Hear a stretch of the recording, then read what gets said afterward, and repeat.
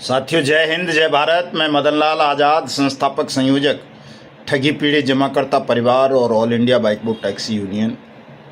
आज दिनांक 6 अक्टूबर 2024 को आपके समक्ष प्रस्तुत हूँ राजधानी दिल्ली से 2-3 बड़ी खबरें बताने के लिए और कुछ विशेष जानकारी आप सबको उपलब्ध कराने के लिए। तो इसलिए स्वागत है आप सबका आज के इस खास एपिसोड में। आगे बढ़ने से पहले मैं आप सब से प्रार्थना करूंगा कि आप सब मेरे इस वीडियो संदेश को ज़्यादा से ज़्यादा शेयर कर देंगे ताकि लोगों में जागरूकता आ सके, उन्हें पता चल सके कि अंततः उनके भुगतान के विषय में चल क्या रहा है।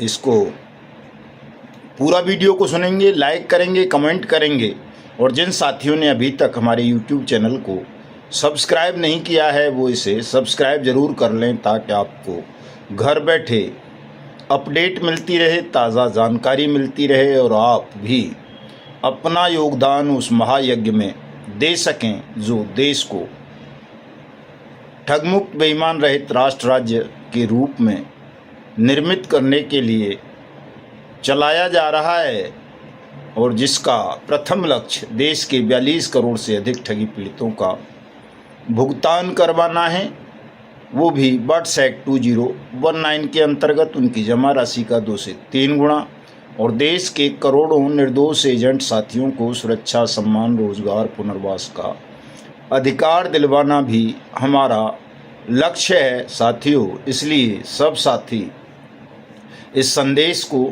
ज़्यादा से ज़्यादा शेयर करेंगे और जो खबरें हम बताते हैं उनको ध्यानपूर्वक सुन लेंगे, चूँकि आजकल फेक न्यूज़ का कारोबार बहुत तेज़ी से पनप रहा है और यदि आपको फेक न्यूज़ से बचना है, सत्य खबरें जाननी हैं, सत्य और असत्य का भेद जानना है तो आपको हमारे YouTube चैनल को अवश्य ही सब्सक्राइब करना चाहिए और हमारे वीडियो को सुनकर उसे ज़्यादा से ज़्यादा साथियों तक शेयर करना चाहिए। तो साथियों, जैसा कि आप सबको पता है, हम 1 सितंबर 2024 से लगातार देश भर में राष्ट्रव्यापी असहयोग आंदोलन सरकार के विरुद्ध चला रहे हैं। चूँकि सरकार ने अपने ही बनाए हुए कानून, अनियमित जमा योजनाएं, पाबंदी अधिनियम 2019 की अनुपालना सुनिश्चित नहीं की है और इस कानून को कमज़ोर करने के लिए सरकार द्वारा ही तरह तरह के षड्यंत्र रचे गए हैं। इसलिए बहुत ज़रूरी था कि हम सरकार के खिलाफ राष्ट्रव्यापी असहयोग आंदोलन करें और आज साथियों 36वां दिन है उस आंदोलन का और आंदोलन बहुत तेज़ी से आगे बढ़ रहा है। देश के लगभग 20 राज्यों में हमारा आंदोलन इस वक्त चल रहा है। इसमें कई चरण चले हैं आंदोलन के। पहला चरण था केवल धरना देना, डीएम, एडीएम, एसडीएम वगैरह को ज्ञापन देना प्रधानमंत्री के नाम। दूसरे चरण में हमने साथियों 22 सितंबर को जेल भरो आंदोलन किया पूरे देश भर में, बहुत सफल कार्यक्रम था। 28 सितंबर को हमने देश के तमाम विधायकों के घरों का और उनके दफ्तरों का घेराव करके उनको ज्ञापन दिए, वो भी ज़बरदस्त रहा।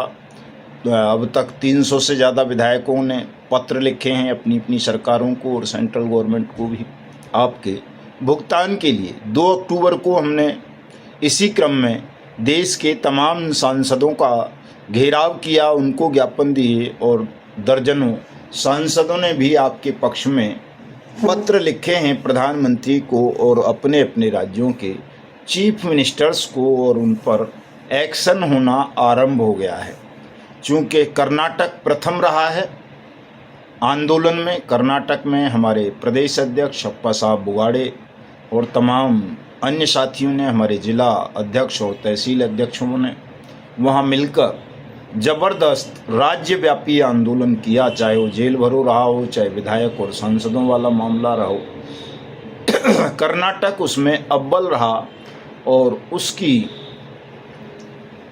अव्वलता के कारण कर्नाटक में ही साथियों सबसे पहले खुशखबरी मिल गई है कि कर्नाटक के फाइनेंस सेक्रेटरी ने बट्स एक्ट के अंतर्गत नियुक्त तमाम सक्षम और सहायक सक्षम अधिकारियों की बैठक आयोजित करने का आदेश कर दिया है कि राज्य के तमाम सक्षम और सहायक सक्षम अधिकारियों को बुलाकर उनके साथ बैठक की जाए, उनको बट्स एक्ट 2019 के अंतर्गत इस कानून को समझाया जाए, बताया जाए और सबके आवेदन करवाकर सबका भुगतान इस एक्ट के अंतर्गत जो प्रोविज़न है 180 दिन में निवेशक की डूबी हुई जमा राशि का 2 से 3 गुना पैसा वापस करना, उसको तुरंत इम्प्लीमेंट कराया जाए।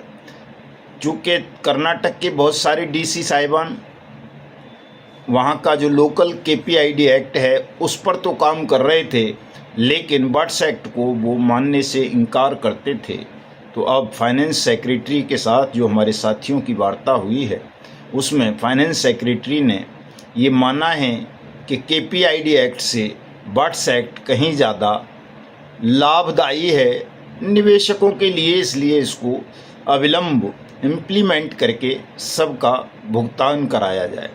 हमारे कर्नाटक के साथियों ने आज भी कुमारस्वामी साहब जो वहाँ नेता विपक्ष हैं उनसे मुलाकात की है, उनको भी ज्ञापन दिया है और भी तमाम सांसदों को, तमाम विधायकों को उन्होंने ज्ञापन दिए हैं और राज्य स्तर पर एक बड़ा आंदोलन वहाँ देखने को मिला है।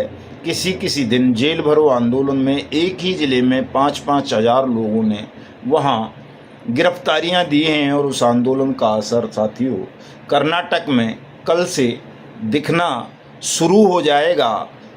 मैं आप सबसे भी कहना चाहता हूं, चाहे आप उत्तर प्रदेश के हों, राजस्थान के हों, बिहार के हों, झारखंड के हों, छत्तीसगढ़ के हों, MP के हों, उत्तराखंड के हों, दिल्ली के हों या हिमाचल, पंजाब, जम्मू कश्मीर, आसाम, गुजरात, महाराष्ट्र इत्यादि के, आप सब भी इस आंदोलन को कर्नाटक की तर्ज पर तेज करो साथियों। अगर त्वरित परिणाम चाहते हो, परिणाम जल्दी प्राप्त करना है तो आपको जनमत जुटाना पड़ेगा। जितनी आपकी संख्या भारी हो जाएगी उतनी जल्दी आपको इसके परिणाम मिल जाएंगे। हालांकि हमको स्वयं उम्मीद नहीं थी कि इतने बड़े राष्ट्रव्यापी स्तर पर हम कोई आंदोलन खड़ा कर पाएंगे और वो भी इतना लंबा चला ले जाएंगे कि 36वें दिन भी हमारे साथी जुटे रहेंगे धरना प्रदर्शन और सत्याग्रह पर। कहीं तो मुझे देखकर मेरा सीना सच में बहुत चौड़ा हो जाता है कि हमारे अकेला साथी भी हिम्मत नहीं हार रहा, पीछे नहीं हट रहा, वो अकेला भी जुटा हुआ है। जैसे उदयपुर के हमारे जिला अध्यक्ष हैं बंसीलाल मीणा साहब आज अकेले बैठे हुए थे, हिम्मत नहीं आ रही। उन्होंने कसम खाई है कि जब तक भुगतान नहीं हो जाएगा तब तक हम ये आंदोलन ख़त्म नहीं करेंगे। अगर अकेले भी रहना पड़ा, मरना भी पड़ा तो मरेंगे। इसी तरह से हमारी हिमाचल की प्रदेश अध्यक्ष कुंडल नेगी जी ने अकेले ही शुरू किया था। आज तो मैं फ़ोटो देख रहा था, उनके साथ 4 उनकी सहेलियां और उनके साथ थी। मुझे खुशी हुई कि कुंडल देवी जी कभी अकेली थीं, अब उनके साथ 4 तो कम से कम खड़ी हो गई हिमाचल में। इसी तरह से पंजाब में हमारे केवल कृष्णा जी अध्यक्ष महोदय शुरू में अकेले ही थे, लेकिन अब उनके साथ भी काफ़ी लोग खड़े हो गए हैं। दिल्ली में हमारी नेता विजय लक्ष्मी जी और उनके 2-4 साथी और अकेले ही संघर्ष कर रहे हैं।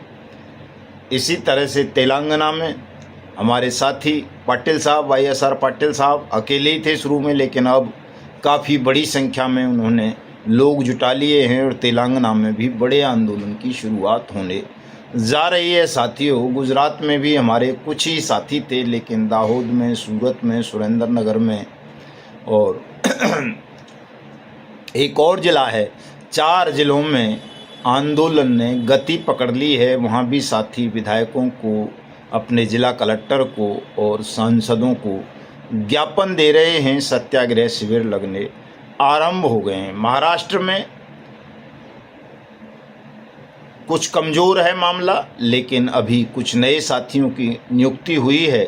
वो साथी न केवल विदर्भ में बल्कि जो दूसरे क्षेत्र हैं, सोलापुर, नासिक, मुंबई वगैरह, वहाँ भी सत्याग्रह शुरू करने जा रहे हैं। तो वहाँ से भी पॉजिटिव खबरें हैं साथियों। राजस्थान और उत्तर प्रदेश में लगभग तहसील स्तर पर, जिला स्तर पर सभी जगह हमारा आंदोलन चल रहा है और हमारे साथी दिन रात परिश्रम करके इस आंदोलन को आगे बढ़ा रहे हैं। साथियों, उत्तराखंड में कुछ कमज़ोर है आंदोलन, 2-4 जगहों पर है, ज़्यादा जगहों पर नहीं हो पा रहा। हरिद्वार में है, रुड़की में है, अपना कोटद्वार में है जहां हमारे राष्ट्रीय अध्यक्ष महोदय रहते हैं आदरणीय सुखदेव शास्त्री जी। वहां भी धीरे धीरे अब एक अल्मोड़ा में शुरू हो गया है, नारायण सिंह नेगी साहब ने शुरू कर दिया है। और भी जगह साथियों आंदोलन चलेगा, बढ़ेगा और सबका भुगतान सुनिश्चित होगा। उत्तराखंड में भी, बिहार में थोड़ा भी कमज़ोर है। झारखंड के साथियों ने बहुत तेज़ी के साथ जो है आंदोलन को आगे बढ़ाया है। छत्तीसगढ़ में कई ज़िलों में, हमारे शक्ति में, जांजगीर में बहुत तेज़ आंदोलन चल रहा है। बिलासपुर में थोड़ा उसकी गति धीमी है, लेकिन छत्तीसगढ़ भी धीरे धीरे पिकअप कर रहा है और तेज़ी के साथ आगे आंदोलन को बढ़ाता जा रहा है। यही स्थिति मध्य प्रदेश में थी। मध्य प्रदेश में साथी काफ़ी कमज़ोर थे, लेकिन अब मुरैना के अलावा मऊगंज में, छतरपुर में, मेहर में, अशोकनगर में, शिवपुरी में, श्योपुर में, कई ज़िलों में, बैतूल वगैरह में भी आंदोलन गति पकड़ रहा है और धीरे धीरे ये तहसील स्तर तक जा पहुंचेगा। 10 सितंबर से मैं मुरैना से ही शुरुआत कर रहा हूं, चूँकि मुरैना के ज़िला कलेक्टर ने हमको बुलाया है और अपने एडीएम को आदेशित किया है कि वो हमारे साथ बैठक करके तमाम चीज़ों को समझें और पीड़ितों का अविलंब भुगतान आरंभ करें। तो मुरैना से शुरू करके आगरा, भरतपुर, मथुरा, हाथरस, एटा, अलीगढ़, कासगंज, गौतम बुद्ध नगर, बुलंदशहर, गाज़ियाबाद, बिजनौर, अमरोहा, संभल, यानी पश्चिमी उत्तर प्रदेश के लगभग समस्त ज़िलों के लिए हम निकलेंगे और दिल्ली एनसीआर में आंदोलन को थोड़ा तेज़ गति देंगे, ताकि साथियों नवंबर में यदि स्थिति ऐसी आए कि हमें पार्लियामेंट का घेराव करना पड़े, तो इस बार सचमुच पार्लियामेंट को ठीक से घेर लें और दिल्ली में पार्लियामेंट में बैठे हुए नेताओं की सांस लेना दूभर कर दें। साथियों, ऐसा इरादा हमने अब बना लिया है दिल्ली को लेकर के। वैसे तो सरकार से प्रस्ताव आने शुरू हो गए हैं कि वो वार्ता करना चाहते हैं, लेकिन पहले आंदोलन को वापस करवा देना चाहते हैं और वो उनकी शर्त हमको मंजूर नहीं है। आंदोलन तो ये तभी वापस होगा जब भुगतान आरंभ हो जाएगा। अगर भुगतान आरंभ नहीं होता है तो ये आंदोलन तब तक चलेगा जब तक हमारी अंतिम श्वासें शरीर में हैं, या फिर ये जो ठग और बेईमानों का साम्राज्य है, शासन है, इसको अंत करके देश के तमाम ठगी पीड़ितों का भुगतान करेंगे।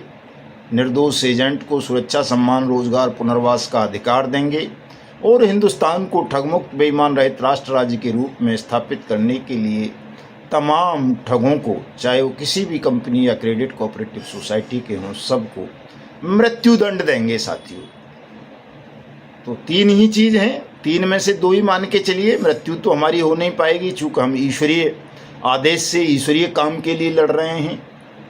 तो इसलिए किसी शैतान की, दुष्ट की इतनी ताकत नहीं है कि वो हमें मार सके या फांसी के फंदे पर लटका सके, ये संभव नहीं है। अंततः हम जीतेंगे।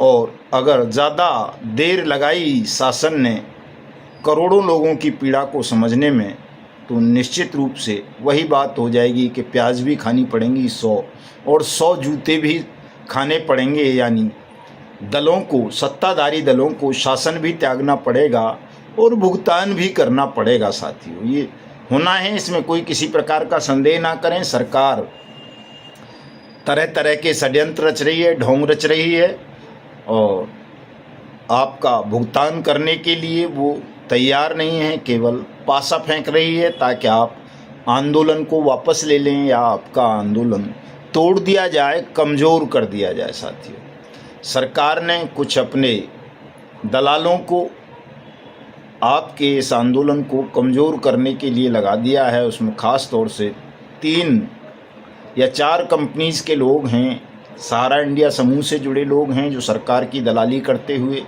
बट्स एक्ट की खिलाफत आज भी कर रहे हैं। वो सहारा CRC नामक फर्जी पोर्टल के झांसे में आए हुए हैं।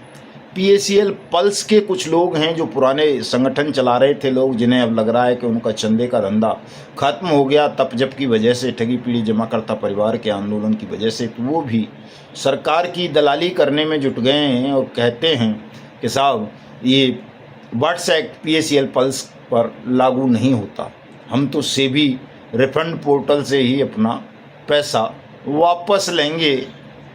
तो कुछ ये हैं और कुछ आदर्श के दलाल टाइप के लोग हैं, Adarsh multi state credit cooperative society के, जो उसको रेगुलर कराने की बात करते हैं कि उस क्रेडिट कोऑपरेटिव सोसाइटी को वो रेगुलर करा लेंगे और सबका भुगतान करा देंगे या लिक्विडेटर के माध्यम से करा लेंगे। एक का दुक्का और है साथियों, जैसे साईं प्रसाद हो गई, साईं प्रकाश हो गई, या समृद्धा के कुछ लोग हो गए, या 1-2 ठगनी उसकी हो गई, क्या बोलते हैं KBCL की, कर्म भूमि की। इस तरह के कुछ लोग हैं और कुछ बाइक बोट से जुड़े ठगों के दल्ले हैं जो आज भी ठगी पीड़ित निवेशकों को, एजेंट साथियों को गुमराह करने का काम कर रहे हैं। चूँकि उनको लगता है कि उनका चंदे का धंधा, दुकानें इस असहयोग आंदोलन के कारण ठप हो चुकी हैं, इसलिए लोगों को किसी तरह भ्रमित करो। तो मैं सबसे पहले PACL पल्स के साथियों को बता देना चाहता हूं, जो निवेशक हैं या एजेंट हैं। साथियों, आज ही एक खबर आई है बहुत बड़ी, शक्ति के नाम से। शक्ति 60,000 करोड़ के चिटफंड घोटाले में ED के छापे। ये PACL समूह से, पल्स समूह से जुड़े छापे ED ने कल मारे हैं। देहरादून में, चंडीगढ़ में, हरियाणा में, दिल्ली में, कलकत्ता में, मुंबई में, कई जगहों पर छापेमारी हुई है PACL पल्स से जुड़े ठगी प्रकरण में। तो ये जो दलाल हैं, सरकार के कहें या चंदाखोर कहें, ये जो आपको बहकाते थे कि साहब सुप्रीम कोर्ट ने आदेश कर दिया है PACL पल्स के लिए 2016 में, और उसके बाद से कोई भी कार्रवाई सेबी के इतर नहीं हो सकती PACL के खिलाफ। हालांकि मैंने कई बार ऐसा करके दिखाया है साथियों को। PACL पल्स के खिलाफ कई मुकदमे हमने दर्ज कराए हैं, बट्स एक्ट में कराए हैं, और अब तो ये स्वयं सरकार की एजेंसी है। ED तो कोई मेरी एजेंसी नहीं है, केंद्रीय एजेंसी है। जब उसने कल छापेमारी कर ली है तो इसका मतलब है कि सुप्रीम कोर्ट का आदेश अंतिम आदेश नहीं है, और सुप्रीम कोर्ट ने उड़ीसा गवर्नमेंट को ये अप्रूवल भी दे दिया था कि वो चाहे, उड़ीसा नहीं, उड़ीसा और पंजाब दोनों गवर्नमेंटों को, कि अगर वो अपने राज्य के निवेशकों का भुगतान अपने PID एक्ट्स के अंतर्गत करना चाहते हैं तो कर लें।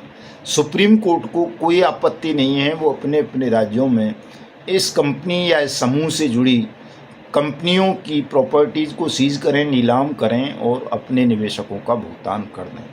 तो साथियों, वो जो सुप्रीम कोर्ट का फैसला था वो कोई अंतिम फैसला नहीं था। ऐसा नहीं था कि साहब उसके अलावा कोई रास्ता नहीं है PACL के विक्टिम्स के धन वापसी का, निवेशकों की का भी बहुत सारे रास्ते हैं। क्योंकि कोई भी राज्य सुप्रीम कोर्ट में 2016 में पेश नहीं हुआ था और उसने अपने राज्य के PID एक्ट की बात नहीं की थी, इसलिए वो फैसला सुप्रीम कोर्ट का अपूर्ण था, अधूरा था, आधी अधूरी जानकारी पे था, और संभवतः इसीलिए आज तक वो इम्प्लीमेंट नहीं हुआ। सेबी उसको लेकर गंभीर नहीं रही। केवल वो RM लोढ़ा साहब और उनका स्टाफ अपनी तनख्वाह ज़रूर लेते रहे, निवेशकों के पैसे थे, लेकिन भुगतान नहीं किया। इसलिए PACL पल्स का कोई भी साथी इस बहकावे में ना आए कि बट्स एक्ट के अंतर्गत PACL पल्स के निवेशकों का भुगतान नहीं होगा, सबका भुगतान होगा। साथियों, अगर आप चाहो इस लड़ाई को तेज़ कर दो तो बट्स एक्ट के अंतर्गत प्रत्येक PACL के निवेशक का ही नहीं, सहारा इंडिया वाले का भी, रोज वैली वाले का भी, पिनकोन वाले का भी, साईं प्रसाद वाले का भी, समृद्धा वाले का भी, कलकॉम वाले का भी, माइक्रो फाइनेंस वाले का भी, मैत्रेयी वाले का भी, नवजीवन, संजीवनी, आपेश्वर, खेतेश्वर, धोकेश्वर, JKB, ट्रिनिटी, जनशक्ति, क्या बोलते हैं उसको, अल्केमिस्ट और केमना वगैरह, जितनी भी bike boat, hello taxi, top ride, science city वगैरह, आरएमसीएल वगैरह, जितनी भी कंपनी या क्रेडिट कोऑपरेटिव सोसाइटी हैं, उन सबके निवेशकों की जमा राशि का 2 से 3 गुना पैसा बाट्स एक्ट 2019 के अंतर्गत मिलेगा, बशर्ते आप सब इस कानून के अंतर्गत कार्रवाई करें और हमारे असहयोग आंदोलन में सम्मिलित हों। आपको ये जो लोग भ्रमित कर रहे हैं वो दलाल हैं, ठगों के दलाल हैं, कुछ सरकारी दलाल हैं, कुछ चंदाखोर हैं जिन्होंने चंदे को धंधा बना लिया है और उन्हें अब लगने लगा है कि बाट्स एक्ट के नाम पर ये जो आंदोलन शुरू हुआ देश में, इसने उनके चंदे को, धंधे को ही नहीं, उनके संगठनों को और उनकी रोजी रोटी को भी ख़त्म कर दिया है। इसलिए वो छटपटा रहे हैं, आपको बहकाना चाहते हैं, भ्रमित करना चाहते हैं, तो कोई साथी उनके बहकावे में नहीं आएगा, उनसे प्रमाण मांग लेगा इस बात के। तो हमारे तमाम साथी अभी भी सांसदों को, विधायकों को अपने अपने ज्ञापन सौंप रहे हैं। जहाँ जहाँ साथियों ने अपने अपने सांसद और विधायकों को अभी तक ज्ञापन नहीं सौंपे हैं, वो ज्ञापन सौंपते रहें। बहुत जल्दी आपको खुशखबरी मिलेगी आपके भुगतान की। इसलिए अपने प्रयासों में कोई साथी कमी ना आने दें, और कहीं अगर अकेले भी हैं तो अकेले भी इस आंदोलन में कूद पड़ें। इस आंदोलन को अकेले भी आप चालू करें अपने क्षेत्र में। हरियाणा में भी अब आज से आचार संहिता ख़त्म हो गई है। हरियाणा के साथी आचार संहिता का बहाना बना रहे थे, हालांकि कोई आचार संहिता हम लोगों पर लागू नहीं होती। फरीदाबाद हरियाणा में ही है। फरीदाबाद में हमारे गुप्ता जी ने और अजय भाई ने और दूसरे साथियों ने पूरे आचार संहिता के दौरान भी रोज़ाना धरना दिया है, प्रदर्शन किया है, ज्ञापन दिए हैं। कहीं कोई आचार संहिता उनके आंदोलन में आड़े नहीं आई है। लेकिन साथियों को लगता था, धमका दिया होगा किसी डीसी ने या एसपी ने उनको, अब कल से हरियाणा में भी तहसील स्तर पर, जिला स्तर पर इस आंदोलन को आरंभ कर देना चाहिए। चूँकि हरियाणा बड़ी ताकत इस आंदोलन की बनेगा, ये तय है। चूँकि हरियाणा को 8 तारीख को ठग बेईमानों के चंगुल से मुक्ति मिल जानी है। जो ये नेता हैं साथियों, इनकी दृष्टि गिद्ध की दृष्टि होती है। हमसे और आपसे ज़्यादा दूर देख लेते हैं। जैसे गिद्ध को मरे हुए पशु की बताते हैं 20-30 किलोमीटर दूर भी पता चल जाती है, उसकी दृष्टि इतनी तेज होती है। और वहाँ जा कर के वो उस मरे पशु की लाश को खाने में गिद्ध जुट जाता था। तो ये जो नेता हैं इनकी दृष्टि भी गिद्ध जैसी है। इनको दिख गया है अब कि या तो इनका भुगतान कर दो, नहीं तो भाई गए। न केवल सत्ता से जाएंगे बल्कि हो सकता है कि सबको फांसी भी लटकना पड़ जाए। चूँकि कोई भी नेता ऐसा नहीं है जिसने कोई ठग कंपनी ना बना रखी हो, कोई ठग क्रेडिट कोऑपरेटिव सोसाइटी ना बना रखी हो, कोई ठग फर्म या ठग निधि ना बना रखी हो, या जिसकी हिस्सेदारी किसी ठग कंपनी या ठग क्रेडिट कोऑपरेटिव सोसाइटी में ना हो। तो इन गिद्ध दृष्टि वाले नेताओं से आपको बच के रहना है और भुगतान से पहले कोई भी समझौता इनके साथ नहीं करना है और लगातार संगठन का विस्तारीकरण करना है। ज़्यादा से ज़्यादा साथियों को संगठन की मेंबरशिप दिलानी है ताकि संगठन की सदस्य संख्या बढ़े, आंदोलन बढ़े और संगठन आत्मनिर्भर भी हो। तो तमाम साथी जो हमारे संगठन से जुड़े हैं वो भी, जो जुड़ेंगे वो भी, और जो नहीं जुड़े हैं लेकिन देशभक्त हैं तो वो साथी हमारे इस आंदोलन में सहयोग अवश्य करें। हमारे साथियों का मनोबल ना टूटने दें। जहां हमारे कोई अकेले ही साथी बैठे हैं वहाँ तमाम साथी जाकर के रोज़ाना बैठें, उनको सहयोग करें। चूँकि साथियों ये देश बचाने का आंदोलन भी है, राष्ट्रभक्ति का आंदोलन भी है। भारत माता अंग्रेज़ों ने भी इतनी नहीं तड़पाई थी। अंग्रेज़ों की कैद में इतना खून भारत माता का नहीं बहा था जितना ठग और बेईमानों की कैद में भारत माता तड़पड़ा रही है, छटपटा रही है। ये उसको खून को पिए जा रहे हैं। और चूंकि ये उसके अपने बच्चे हैं तो अपने बच्चे खून भी पिए तो भी माँ किसी से कह नहीं पाती, वो मजबूरन उनको खून पिलाती रहती है।